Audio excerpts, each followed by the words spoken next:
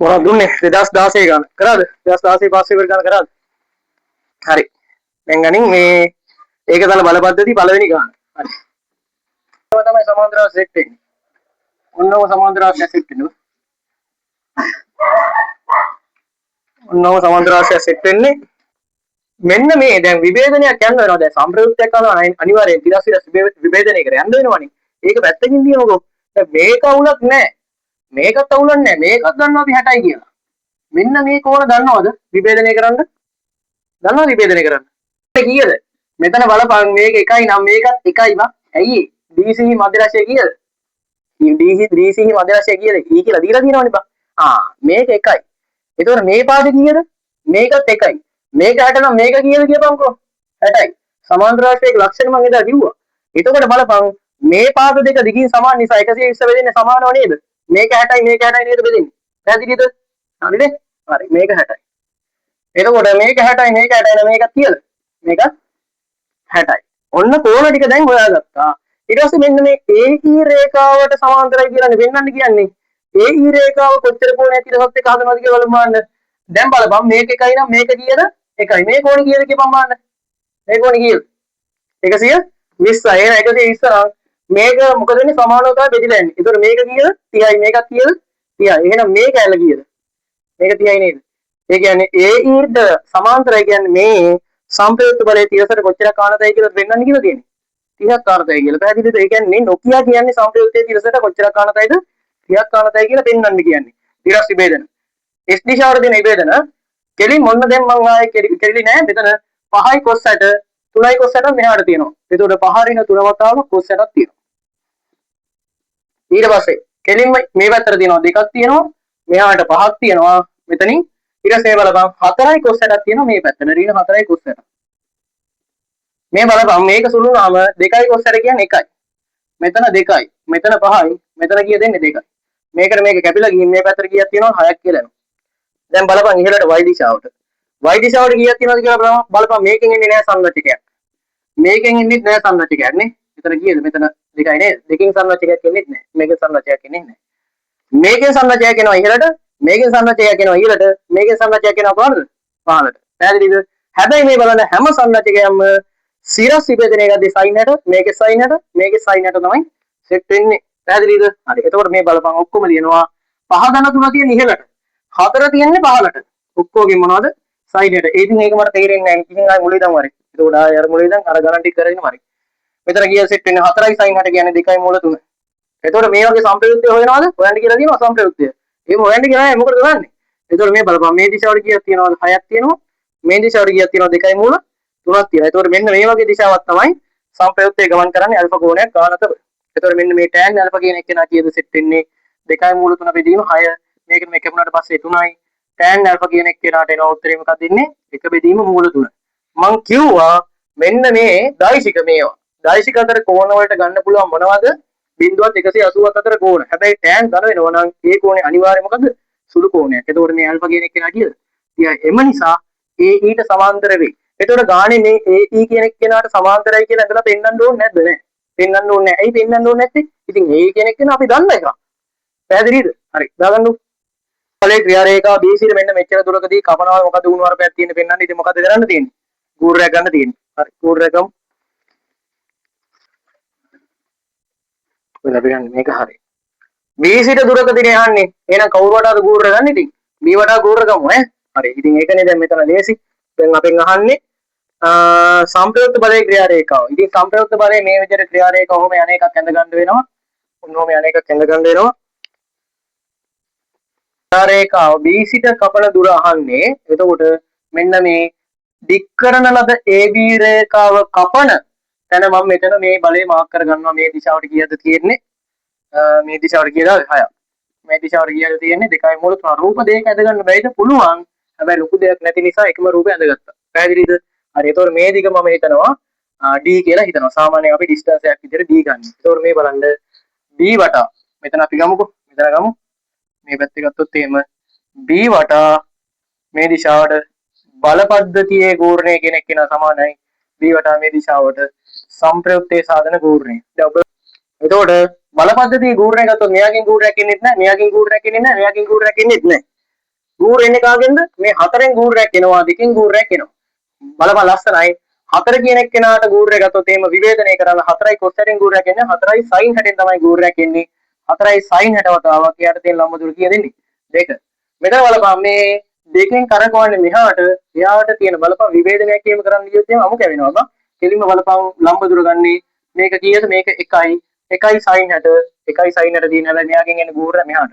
දෙක වතාවක් 1යි sin 60. මේක සමානයි b වට මේ පැත්තට බල පද්ධතිය තියෙන්නේ 2යි මූල 3 වතාවක් d. 6යි sin 60 කියලා එන්නේ. 6යි sin 60 කියන්නේ 6 වතාවක් මූල 3 බෙදීම 2 සමානයි 2යි මූල 3යි d කියලා එනවා. ඒක සුළු වුණාට පස්සේ d සමානයි 3 බෙදීම 2යි මීටර කියලා එනවා. හරි. දැන් මෙන්න මෙහෙම තමයි සීන් එක තියෙන්නේ. මේ විදිහට මේ තියෙන්නේ a b c d කියන මොකද්ද? සමාන්තර රාශිය තියෙන්නේ. මේ සමාන්තර රාශිය මෙන්න මේ b වල ඉඳලා කොච්චරක දුරකින් මේ බලය තුල්ල වුණාද? 3 බෙදීම 2ක දුරකින් තමයි මේ බලය යන්නේ. ඒක කොච්චරක් ආනතවද යන්නේ කියපන් බලන්න. තිරසර කොච්චරක් ආනතව මේ සම්ප්‍රයුක්තය යන්නේ? 30ක් ආනතව. ඒතකොට මෙන්න මේකට සමාන්තර නැහැ. මෙන්න මේ වගේ රේඛාවක් තමයි තියෙන්නේ 30ක් ආනතව. ඒකේ සම්ප්‍රයුක්තය හෙව්වොත් එහෙම හොයන්න බැරි කමක් නැහැ. හෙව්වොත් එහෙම කීයක් වෙයිද? 6 වර්ගය දන 2 මුල 3 වර්ගයේ වර්ගමූලය. මේක කොහොමද දන්නව ක්ෂණික ගන්නේ? මේක ඉතින් ගේම නැතුව ගන්න පුළුවන් 6 වර්ගයේ 36යි. 2 මුල 3 වර්ගය කියලා 12යි. මේක වර්ගමූලය ගත්තොත් එහෙම කීය සෙට් වෙන්නේ? දැන් 48 වර්ගමූලය කියන්නේ කීයද කියපන් බලන්න. 48 වර්ගමූලය කියන්නේ 4යි මූල 3 කියලා නේ එන්නේ. හරි නේද? 4යි මූල 3. 4යි මූල 3ක බලය. ඔන්න ඔය විදිහට. يعني මෙහාට විභේදනය කරොත් එimhe මෙහාට සෙට් වෙන 6යි. මෙහාට සෙට් වෙන කීයද? 2යි මූල 3යි. බලන්න මම මේක පොඩ්ඩක් කළු පෑනින් රවුන්ඩ් කරන්න. ඒක උඩ තමයි පොඩ්ඩක් පැහැදිලි වෙන්නේ. සම්ප්‍රයුක්ත බලන්න. ටික ගානක්. ඊට පස්සේ කියනවා C හරහා ක්‍රියා කරන අමතර බලයක් පද්ධතියට එකතු කරනවා කියන කිනෝන්න හොඳ. මෙන්න මේ බලයක් එකතු කරනවල පද්ධතිය. අපි හිතමුකෝ මෙන්න මේක x කියලා. එකතු කරාට පස්සේ නව පද්ධතියේ සම්ප්‍රයුක්තයේ AE දිගේ වෙනසයි. ඒ කියන්නේ මේක එකතු කරාට පස්සේ දැන් මේ බලපන් මෙහෙම පද්ධතියක් නේ තියෙන්නේ තුල්ලේ වෙලා. මේකට x කියලා බලයක් එකතු කරපුවම මේක මෙහෙම තියෙදි කියපන්කෝ. මේක මොකද වෙන්නේ? පටස් ගාලා වෙනස් වෙනවා. යුග්මයක් එකතු කරා නම් මේක වෙනස් වෙනවද? වෙනස් වෙන්නේ නැහැ. ඉතින් අහන්න දීපල් නැහැ නේ. ඉතින් මේක වෙනස් වෙන්නේ නැහැ. යුග්මයක 83 රසායනජක ඉන්නේ නැහැ. හැබැයි මෙතන සම්ප්‍රයුක්ත මොකක් හරි බලයක් එකතු කරොත් එහෙම සම්ප්‍රයුක්තය මොකද වෙන්නේ? වෙනස් වෙනවාමයි නව සම්ප්‍රයුක්තයකට තුල්ල වෙනවා. එතකොට බලපන් මෙන්න මේ නව පද්ධතිය ගත්තට පස්සේ මේ කැලල තමයි බලට කරගන්න බැරි බං. මේ කැලල තමයි බලට කරගන්න බැරි. ABCD කියලා ගත්තොත් එහෙම මෙන්න මේ නව සම්ප්‍රයුක්තය කියන එක්කෙනා AE දිගේ වනසේලු යන්නේ. නේද? එහෙම නේද කියන්නේ? නව සම්ප්‍රයුක්තය කියන එක්කෙනා කවුරු දිගේද යන්නේ? AE දිගේ වනසේලු. එතකොට මෙයා තිරසර කොච්චරක් කාණතයිද? 30ක් කාණතයි. ඇයි මේ 30ක් කාණතයි කියන්නේ? කලින් අපි AE කියන එක්කෙනා 30ක් කාණතයි කියලා හොයාගත්තා. පැහැදිලිද? දැන් බලන්න එන්නම ලස්සන දෙයක් කියන්න හදන්නේ. මෙහෙම බලයක් තිබ්බා තිරසට 30ක් කාණතව. යම් කිසි බලයක් එකතු කරා මොකක් හරි වම බලයක් මොකක් හරි එකතු කරා කියලා හිතන්නකෝ. සම්ප්‍රයුක්තයේ ඒ ආනතිය මොකද උනේ වෙනස් උනේ නැහැ. එහෙනම් එකතු කරපු බලයේ දිශාව මොකද්ද? එක්ක මේ දිශාවට එහෙම නැත්නම් මේ දිශාවට ගම්ම තමයි එකතු කරලා තියෙන්නේ. ඔය එකට හිතන්න මේක නිකන් දිශාව මේ වගේ දිශාවක් වුණොත් එහෙනම් මොකද වෙන්නේ? මෙහාට එක බලපාන. මෙහාට සංරචකයක් ඇවිල්ලා මේක මොකද වෙන්නේ? දිශාව වෙනස් වෙනවා. හැබැයි මෙහෙම බලයක් වුණොත් හරි එහෙම නැත්නම් මෙහෙම බලයක් වුණොත් හරි විතරයි මේ දිශාව නොවෙනස්ව තියෙන්නේ. පැහැදිලිද? සමාන්තර බලයකට තවත් සමාන්තර බලයක් එකතු කරොත් විතරයි මේගොල්ලන්ගේ සමාන්තරතාවයේ දිශාව පවතින්නේ. නිකමට හරි පොඩි හරි දිශාවක් වෙනස් වුණොත් එහෙනම් මොකද වෙන්නේ? මෙයාගේ දිශාව වෙනස් වෙනවාමයි. පැහැදිලිද මම කියන දේ? ඕක මෙතනින් ඔබට පැහැදිලි ගන්න පුළුවන්. මේ වගේ බලයක් ගත්තොත් එහෙම මෙහෙම බලයක් එකතු කරලා දැන් හිතපන්කො මෙන්න මෙහෙම එකක් එනවා කියලා හිතපන්කො. ඒතකොට නිකන් හිතපන් දැන් මේක මේකෙන් පැහැදිලි කරන්න හදන්නේ. මේ වගේ බලයක් එකතු කරනවා. එතකොට මේ වගේ එකල් වෙන්නේ. මම මේක විභජනය කරොත් මෙහාටයි මෙහාටයි කැලලක් එනවා නේද? එතකොට මෙන්න මෙහාට එන කැලල නම් අවුලක් නැහැ. මෙහාට එන කැලල තුල්ලේ කරන්න කොහෙද මෙහි කැලලක් කියනවද? නැහැ. එහෙනම් මේ කැලල මොකද වෙන්නේ? බිංදුව. එහෙනම් මේ බලයට තියෙන්න පුළුවන් මෙන්න මේ කැලල විතරයි. පැහැදිලි සීන් එක? ඊව දෙය පැහැදිලිද? හරි. ඒක මම ලස්සනයි මේක දික් කරපුවාම දැන් මේක කොච්චරක් ගන්නද? තිරසර අංශයක 30ක් ගන්නද? බලපන් දික් කරපුවාම මෙන්න මෙතෙන්ද තමයි මේක සෙට් වෙන්නේ. මෙතෙන්ද සෙට් වෙනවා කියන්නේ මේ දිග කීයද? 1යි. මේක කීයද? 30යි. එහෙනම් මෙන්න මේ දිග කීයද? 30යි කියන්නේ මේක 1යි කියන දේ පැහැදිලිද? පැහැදිලිද? ඒ කියන්නේ මෙන්න මෙතෙන්ද තමයි සෙට් වෙන්නේ. අපි AB ගේ මධ්‍යලක්ෂය අපි ගමු F කියලා. ඔන්න ඔහම ගමු. F කියලා ගමු. එතකොට දැන් අපිට මෙන්න මේ R කියන එක නේද හොයන්න ඕනේ. එහෙනම් මට ගූර ගන්න ලේසිම තැනක් කියන්න බලන්න. ගූර ගන්න පස්සේ දෙකට ගූර ගන්න. තිරස් දාලා ගන්න බැයිද? බෑ. ඇයි ඒ විභේදනයෙන් ගන්න බෑ. මේ පැත්තට සම්ප්‍රයුක්තතාවය සලකලා ගන්න පුළුවන් බෑ. මොකද R කියන එක කියලා එනවා. එහෙනම් අනිවාර්යයෙන්ම ගූරණයකට යන්න ඕනේ. ගූරණය එක්ක ඒ නැත්නම් කවුද? ඇයි එහෙම කියන්නේ? මොකද ඒ හරහා හරි ඊ හරහා හරි ගූරණය ගත්තොත් මෙයා එනවද? එන්නේ නැහැ. පැහැදිලිද? සීන් එක. හරි. එතකොට b වට හැම නෙමෙයි ගන්නෙ. එහෙනම් ගන්න මෙන්න මේ එක කියලා ගන්න මේක දෙක කියලා ගන්න. එක සරල සමයි දෙක නිසා. එක පද්ධතියේ ඒ වටා මේ දිශාවට ගුරුනේ සමානයි. දෙක පද්ධතියේ මේ වටා මේ දිශාවට ගුරුනේ බලවන් මාර ලස්සන කියන්නේ. එක පද්ධතියේ ඒ වටා ගුරුනේ ගත්තොත් එහෙම මේ බලය මෙතන තියනවා කියලා හිතන්න එපා බා. කොහොම දික් කරගෙන ඇවිල්ලා මේක කොතනද තියෙන්නේ? මෙතන තියනවා කියලා හිතපන්. බලයේ ක්‍රියාරේඛය ඕනම තැනක තියෙන්න පුළුවන්. මෙතෙන්ද දුර කීයද? 1යි. ඔන්න බලපන්. f sin ඒ වතාවක් එයාට තියෙන ලම්බ දුර කීයද? 1 බා. ඊට පස්සේ මෙන්න මෙතන බලපන්. මෙතන ගුරුනේ ගනිද්දී නම් විභේදනය කරලා තියෙන එක හොඳයි. ඇඟට ගුණයි. මේ බලපන් මෙතන 6න් ගුරුරයක් එනවද?